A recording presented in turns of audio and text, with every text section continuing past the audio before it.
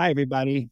This is your coach, JDP, and you are excellent. You are excellent is all about providing access to mentoring and coaching to underestimated people from under-resourced zip codes so you can find entry, acceptance, belonging, success, growth, and most importantly, permanence in the career you're choosing.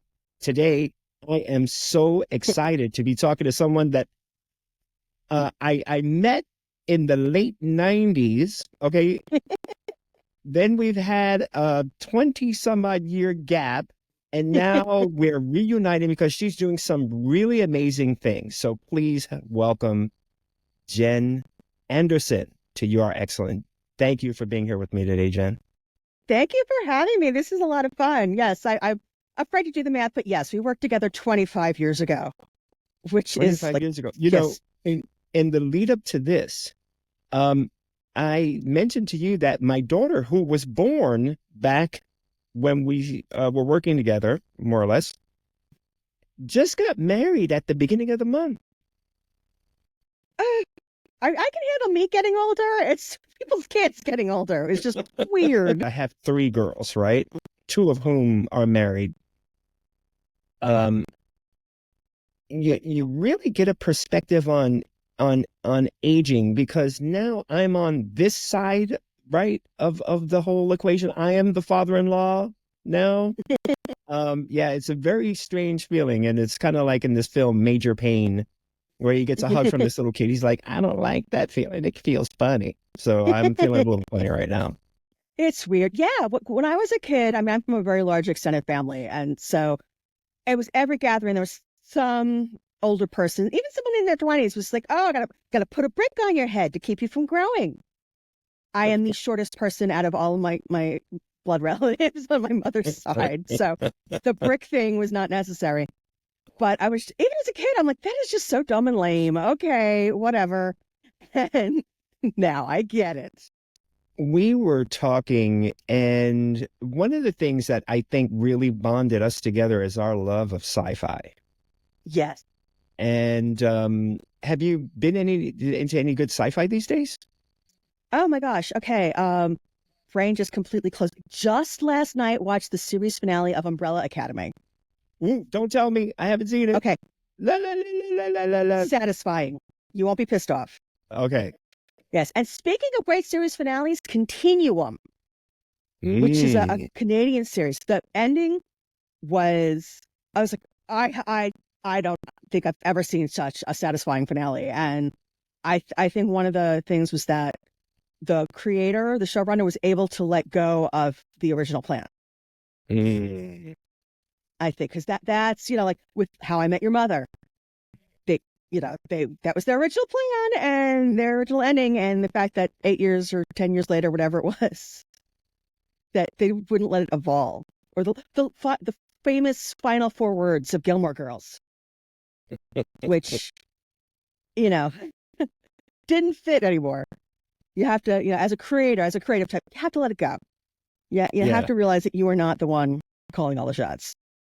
And one thing that I will always remember about you is back when we were in our Star Wars phase, you had such a collection of Star Wars novels. And you did me a real solid. And you sent me, you loaned me the Han Solo trilogy, which was one of the coolest things. And then later on, it was one of the worst things. The coolest thing was you see Han Solo's origin story and the extended universe and this and that. And the worst things was when they made Han Solo, the standalone movie. I've seen it a few times, and really, they should have made a Lando Calrissian movie instead. It was like a ripoff of the Great Train Robbery. And for those of you who are Gen X, Gen Z particularly don't know, look it up. I wanted to rip my face off because it was just, yeah. So anyway. But yes, I remember you gave it back to me and you were like, you read things without breaking the spine. So you were like, I read it like this the whole time, I'm afraid to break it.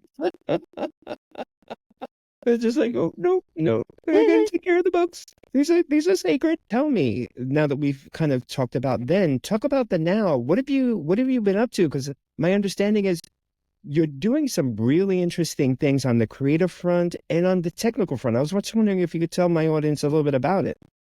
Yeah, absolutely. Well, I've designed an app, which, hey, people do that. Um, it's a to-do app for imperfect humans. It's a productivity platform for, people who are trying to do too much. I need to dial it back. It's called AccompList. And the reason why it's really notable that I did it is that I left technology. I used to work in technology with you, and I was a systems analyst, and I did functional design. I admit I'm not great at the pretty. And so, like picking which colors go together on a website and clothes, I can do it. I don't know. But so I get help from the right people. But after layoff after layoff, I stayed employed during the dot-com crash. I wasn't happily employed. I worked at one place where a former coworker calls it the evil place. We must not call it by its name. My last tech job was a place that, was actually wonderful. It was a consulting job. It was, the place where it was like a spa where I went to recover from everything before that. And as I was looking for something more permanent, a friend of mine who I worked with in technology said, I just don't think this makes you happy. And I was like, well, you're right. And actually, what really makes me unhappy is having to work for other people. Being able to work independently, being able to work for myself and choose clients in my writing business, that is fantastic. So anyway, I dove into freelance writing, and I've done some for publications. I had an essay published in the New York Times. Thank you very much. And yeah. And I write copywriting and blog posts for a plus size fashion company. And right now, because I'm focusing on the app, I have scaled back to just the one writing client at the moment, who I absolutely adore writing for, because it's a very positive attitude I'm able to take. So many other, stylist publications, even other fashion lines are very, okay, here's how to hide your hips, how to hide a big whatever. And I'm like, okay, I understand people Google that. So I've written blog posts with that title, but you don't have anything that needs to be hidden. What you're really asking for is clothes that will work with the shape that you have and will not, cling to every curve and bump and ripple like an overtired toddler. You want things that won't be baggy. This one is deliberately baggy, but you want something that's relaxed and it's fine. It's okay to actually be able to teach people older than I am about size acceptance and just body neutrality. It's just wonderful.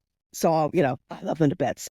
But as a freelancer, having to manage my to-do lists, my task management was just kind of weird and all over the place because, one of, big part of your tasks is deadlines, meeting your client work. And another part is reaching out, finding new clients and that kind of thing. And, it's something where, okay, every day I should work on it. And if I don't work on it every day, that's all right.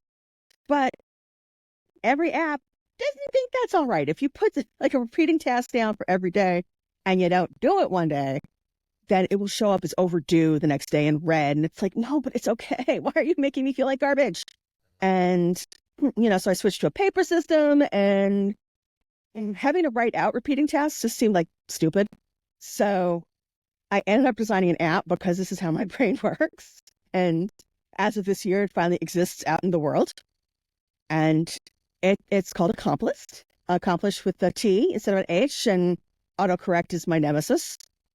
And it's what I want. It'll let you mark a task skipped.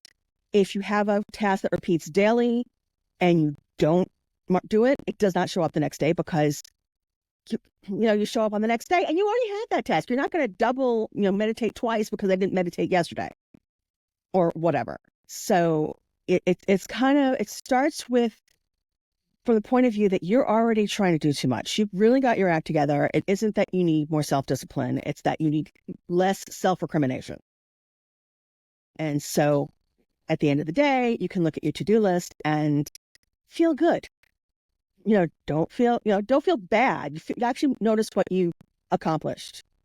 I love that. Because what a lot of us do, us recovering perfectionists, is you look at your to-do list at the beginning of the day and you think, oh, I can do more than that. That's nothing. And it was already too long.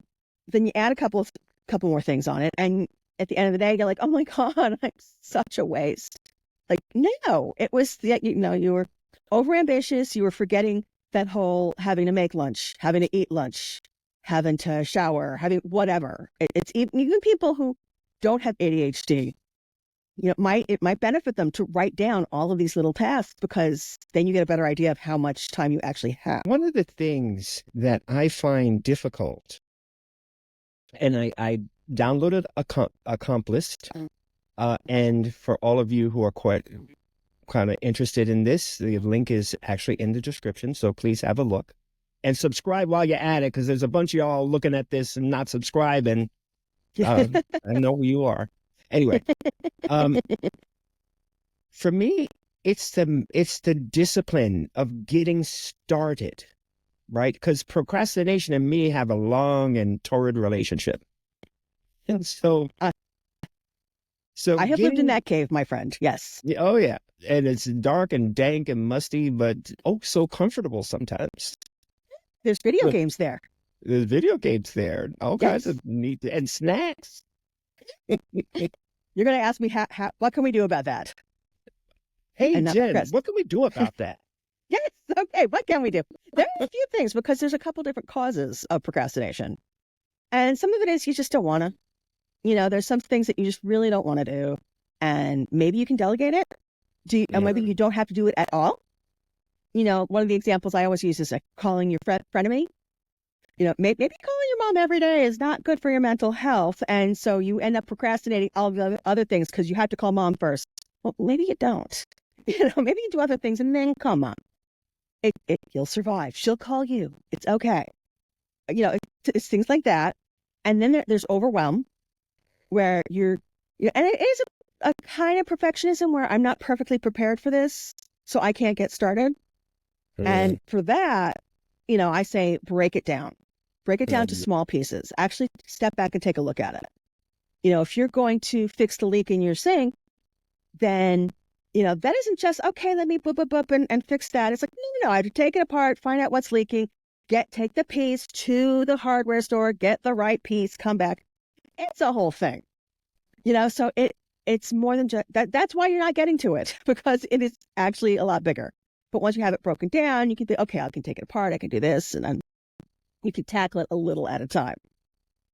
And, then there's just inertia, which, that can be tough, because your brain is just not getting it to flow. And when you are in flow, it's fantastic. And when you're not, and I've actually found a great way of doing that is training yourself, like Pavlov's dogs, with music. I have I have a couple of different albums that are my working music, and it's stuff that has lyrics, but I can still work with it. I'm not like, singing along like crazy. And so it's not show tunes, but it's something that I can work with, but I like it, and it keeps me going. And from the beginning, from the opening strains of some of those albums, I'm like, boop, okay, work. I even think those sometimes. Yes. That's interesting. That's really interesting, because one of the things that I do to music is work out. But I take my dog for a multi-mile walk. And when I do, I have a Spotify list that's all house music. And the reason why, it's 120 some odd beats a minute. And I try to keep cadence with the music. And I'm not even listening. I'm just listening for the beat. But if I hear house music, I'm like, oh, I have to be doing something. That's interesting. I never really correlated the two to work, though. Yeah. I found it works. I need to start finding music for cleaning my kitchen and things like that to get me more in mind to do those sorts of things. But again, even cleaning, it's it's an arduous task. Some people love it, some people like me. And it's doing a little bit at a time, just being like, okay, I have to take that and put it away. I have to take that one thing and put it in the garbage. That's progress. And it's fortunately I have, a whole set of music. I gave someone this suggestion, and she was like, but I get tired of music. I get tired of the same album. I'm like, yes, you are not a special snowflake. You are not the only person who gets bored of music. You can listen to a genre or an artist, or Mm. you change, you get a new album and you're like, oh yeah, okay, this is it now. I can, when I get tired of that, I can go back to the other stuff, but it's, you can have a set. Well, let me ask you, and this is interesting because I know the answer from me, but for you, instrumental, vocals, distinction, preference? Vocals. For some Mm. reason, I find like classical music, I find it soothing, too soothing perhaps, but it depends on the type of vocals. I love Jill Sobule, but I cannot work to her albums because I have to sing along with all of them because it's just quirky and awesome and show tunes. I've tried working to the soundtrack from Subspace Rhapsody, the Star Trek musical episode, which was so good. That was so Um, good. mhm. This is a private conversation. I just love it, but I can't write stuff. I love show tunes. I've got a ton, and but those are for other things. Those are for cleaning, maybe. When we talk about lists, we talk about, committing things down to like the app, right? Mhm. And we have our tasks, and I saw you have subtasks. You have sort of like, it's like a really sophisticated because you have the, in progress uh, selection. Status. Yeah. And I really love that because it's kind of, okay, I'm working on it, but don't beat me up about it. Right. But also that way, the app will generate a to-do list for you. And it's based on due dates, but also anything that's underway. It will show up on the list regardless of date. Because, and that was really a puzzle. It was a nut I needed to crack because, a multi-day task, maybe if it's even something that I'm going to start this day and it's going to take a couple of days, some things take more than one day. And rather than have separate tasks or have like a repeating task, but with a limited time, I thought, yeah, just underway. You just mark it that I'm on it. Yeah. And it's there. And, because there is no overdue status, if you want it on your to-do list now, just make today the due date. And it won't be nagging at you, but it'll be there. And there's no reason to feel bad. And you can mark it skipped. You can delegate it. And there's a delegated list so you can go back and check. Because, yes, we all know in theory we can delegate stuff, but in practice, we forget. So having that in the app, it reminds you, oh, yeah, I can ask someone to do that. Yeah. So I know that my wife Akiko would love that delegate button. Delegate, John, Yes. delegate. For my audience, what are some of the ways that they can leverage this app in their own life, right? Because we talked about a couple of things. Number one is using the app. We talked about decomposing tasks, right? Breaking them down to the easiest steps and then working through the steps to the goal. We talked about our friend procrastination. And how do we get started? How should we change our mindset to be thinking about how to incorporate an app like this into our daily lives? Okay, you're going to start with a new system. So it's kind of like, your resolution. It's this fresh start, your New Year's resolution. And, what I always say is that, you can't go at it from a position of, I need to improve. Maybe your systems need to improve. Maybe your habits could be tweaked. Your routines could be changed. But you're fine. Just the mere fact that you're trying to be more organized and come up with a system that works for you. You're fine. You've got this. It's just that, society, you're comparing, you think that you need to be as productive as this person who has a staff. They say, oh, Beyonce has the same number of hours in the day as you do, but Beyonce has a staff. She has plenty of people doing all this stuff. Even when she was coming up, her mother was managing them and making the clothes. And she was not, no one does it 100% themselves. Does anything. So to think that you have to be just like anyone else, especially if it's like some high-powered executive who's just working themselves into an early grave. No, you don't have to do that. It's, you're you're unique. And, when I was working full time in an office, I would just have like a note, like a little list of all my tasks. And I would go, when we worked together, I would go to my manager and once a week or whatever, and we would go over it, because it's like, what should I be working on first? Based on priority and due dates. And she understood my goals there. And that way I just, okay, work on the first thing. Okay, work on the, whatever it was. So I knew. But everything else in my life was all over the place. With this app, you can do it for just outside of work, or you can do it for your whole life. It lets you create different lists. So you can have it for different projects at work. You have one for the office, one for home. You could have one for your shopping list. You could have one for your enemies list. You could have a list for the TV shows you want to watch, the movies you mean to watch.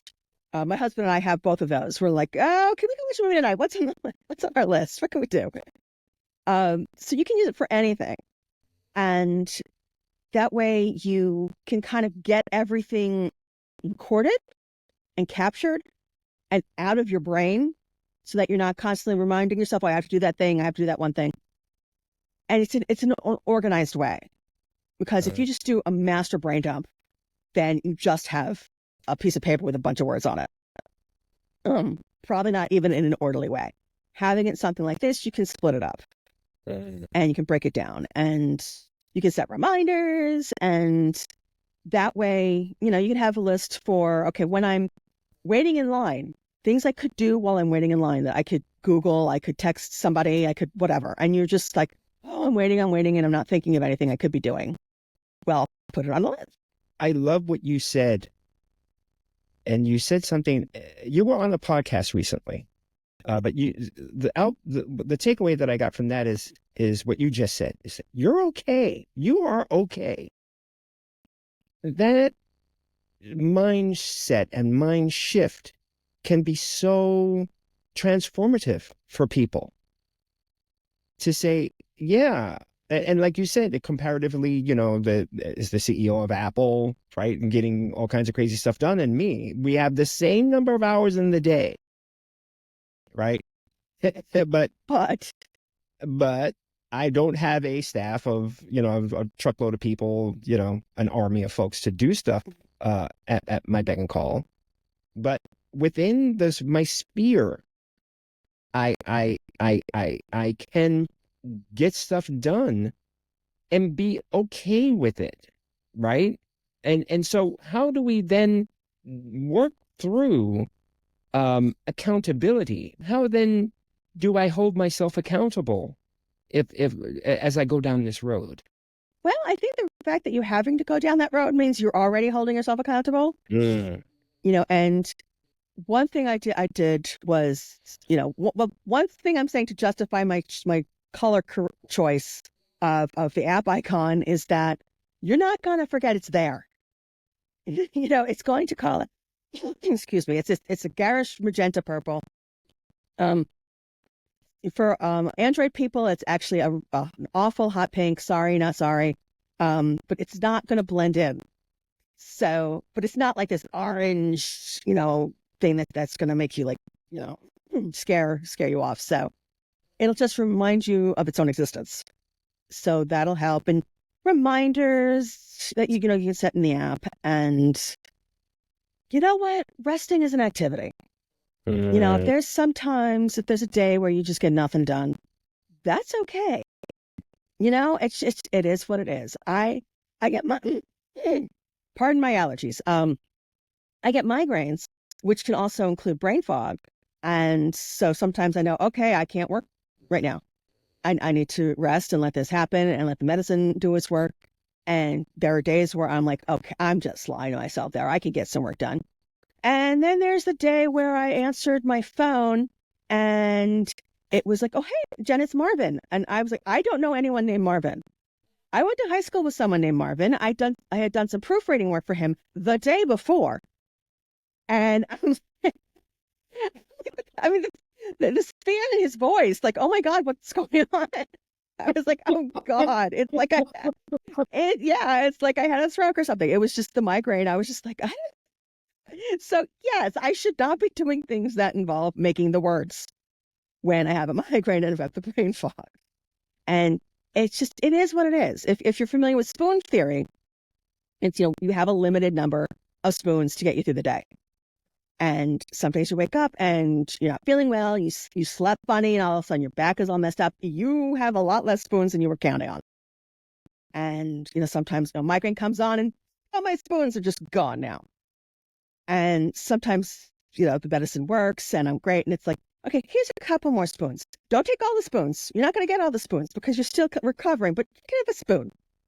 And it is what it is. But, it kind of takes me off when you hear, okay, Lady Gaga gets migraines. Okay. And she's managed to perform. And you know what? And I bet she's absolutely wrecked the day after. Yeah. So somebody from those migraine commercials, Cyndi Lauper, who knew? You came out, hey, I got migraines, I got issues, just like you. And I was like, well, okay, girls want to have fun, but damn, you're working through some issues. Wow. Cyndi Lauper, yes, she is an amazing singer. And, what I find sometimes with the migraines, I get a little mucusy. I got a little phlegmy, and so I can't sing as well as I usually do. I was in the chorus in college, so I can actually sing. But I have like a normal size range, not Cyndi Lauper. And even when she first started out, she almost wrecked her voice. She had to go to a vocal coach to learn how to use that tool. So, there's so much you have that you can apply that to. Maybe you have a talent for something, but you never actually learned how to do it properly. Whatever that could be.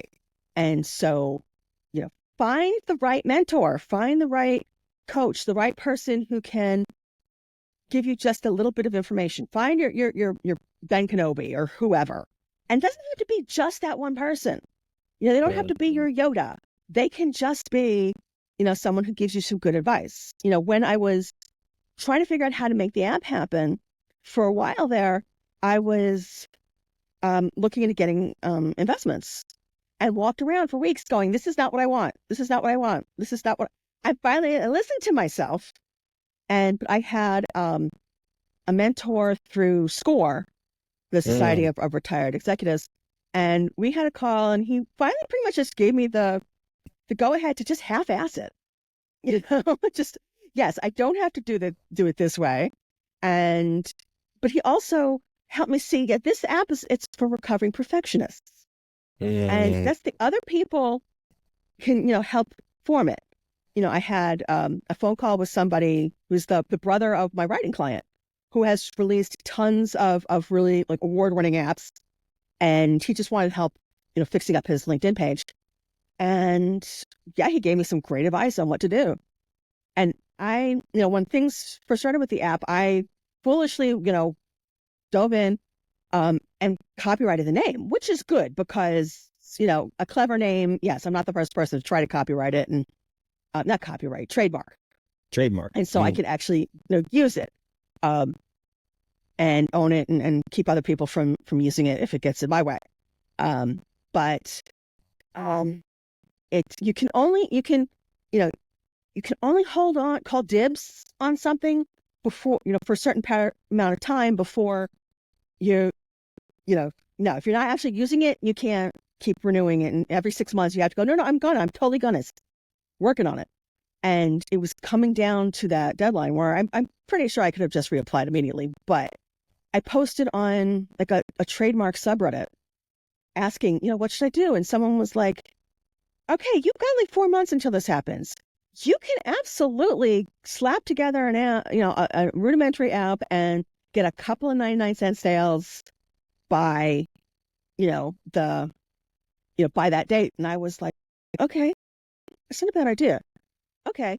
And that's what I did. I looked into, I don't code. I hired someone to do that. And it was, inexpensive enough that I didn't need an investor or anything like that. And I made the app happen. There can be, there's going to be updates. It's going to be fleshed out and there'll be more cool stuff. But Yeah, it's an app, and it is it's subscription, so you can open it and play around with it a little bit, and you get it for a week before the bill starts. But um, that one person, the app exists now because that one person, and So I just hired somebody to do like a social media strategy, and she wrote up like the point of view and all this and describing the company, and I was just like, especially as a writer, I'm absolutely cringing at how good this is because she summed up everything what AccompList is about better than I have been, and I'm a writer, but you need that outside point of view well, sometimes. I'm going to interrupt you because somebody, come here, come up. Uh, Somebody has been dying to. She's so jealous. And for those, um, this is Susie. She is a Australian cattle dog shepherd mix and very needy. aw. Um, and normally I close myself in my office. So you'll notice that I am actually in my kitchen because the camera that I use to record these sessions died literally as we were initiating recording. So if you see that I'm in a little bit of a different environment and my cat was actually prancing around the counter. I don't know, maybe in the background you could have heard her. Yeah, yeah. So things don't go quite the way you want sometimes. Yeah, Uh, it happens. And that's okay. Just yes, exactly. It's. Do you have any idea how annoying you would be if you were perfect all the time? And and that is a quote from She-Ra, Princesses of Power. Yeah. it, Oh my it's God, Bob, what a deep yes, cut. yes. It's the new series. Yeah, it was a long pandemic. Let me tell you, we had. I'm working from home and just doing stuff. My husband was working from home, and yes, just to have some structure, we were like, okay, 4 o'clock snack time, and we're gonna watch a cartoon.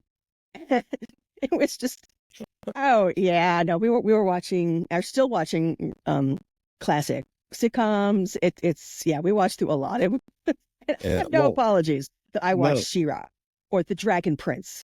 They're good shows. So there. good shows, good wholesome 80s bear. No, no, no. This is the new one. Is the new one. Oh, Yeah. I'm unaware. Oh yes. It's much less, sexy She-Ra, and it's more, girls and good power, and we're gonna, we're princesses and we have power, and we're going to do cool stuff and be friends.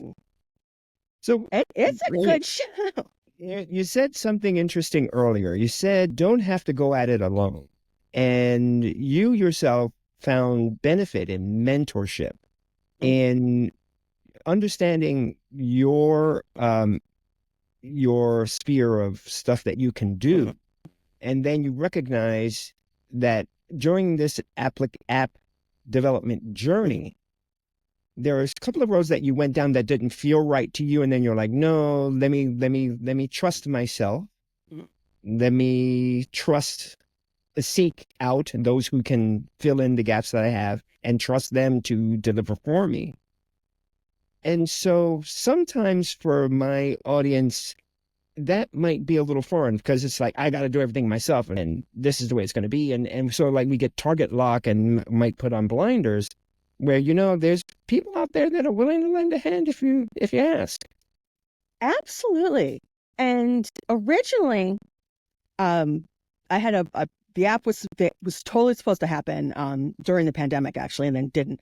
I spent an entire summer going on podcasts, talking about this app that was totally going to come out in September, and then totally didn't. And could have died from embarrassment and decided not to. But all of the podcasts, the ones that are easiest to get on when you don't even have an app yet, coaches. There's Facebook groups, and so I got sucked into the coaching ecosystem on Facebook. And there's business coaches that will help you will teach you how to set up a coaching business, to teach people how to set up their own businesses, or to give them meditate, hypnosis therapy or whatever. And so getting sucked into that, and I actually do have a coaching business. I've got like a teachable course with some coaching on tackling up your projects, getting your shit together. It's get it in, and you break down a project and work on your perfectionism, and it it's cool. It really can help you get past whatever blocks you have. And yeah, it's the app is going to help more people, but the coaching program too. It's okay. During the pandemic, I read a book called When Breath Becomes Air by Paul Kalanithi, who is a writer plus neurosurgeon who died way too young. And one thing he said was he talked about finding your purpose. And so I stepped back and I thought, okay, what is my purpose? And my purpose is to help people stop beating themselves up, to feel better about themselves. So whenever I step back and I go, okay, is this just sunk cost fallacy? Should I keep up with this app? And no, the app is in keeping with my life's purpose. The writing I do is for clients, it's in keeping with that. So I have something that I can check against that.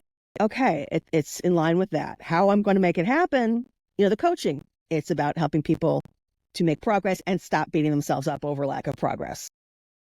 And I mean, just think about it. At the end of the day, if you're feeling bad about not doing everything that you meant to do, that is wasted energy that you could be spending on anything else. And so by not trying to do so much, you can actually get more done. And it's just being able to, to have that thing, when people have to stop and think, okay, what am I doing here? And, sometimes, yes, you just have to admit, I don't know. I know nothing. There's stuff that I don't know about this. But other people are. They do know about that. And there are free resources. There are coaches that you can hire, mentoring programs. There's, a ton of books, websites, whatever. There is help there. And whether it's someone walking your dog for you or doing your laundry or someone running your social media campaign, which I do myself, but, it's something that you could, farm out. For my writing clients, it's, maybe it's a small company. And, you're running a clothing company. You don't have time to be writing a blog post every week. Yeah, even if you did, you don't have time for that. That's not what you do today. So hire me or someone like me. And it's, yeah. Once you get to the point where you realize you don't have to do it all and that it all does not have to get done, that's the important thing.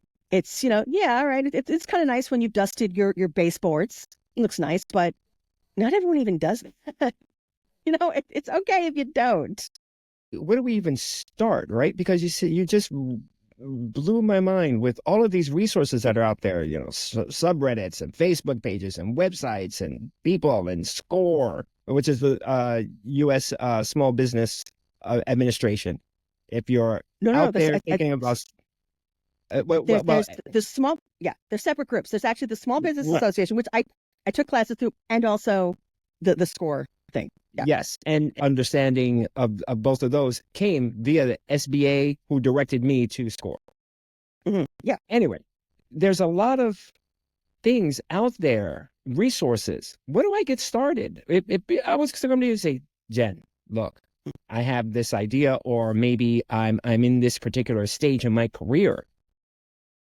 Where do I even start, right? Because maybe I have just been laid off, or maybe my company shuttered, or for some reason I'm just trying to start a new beginning.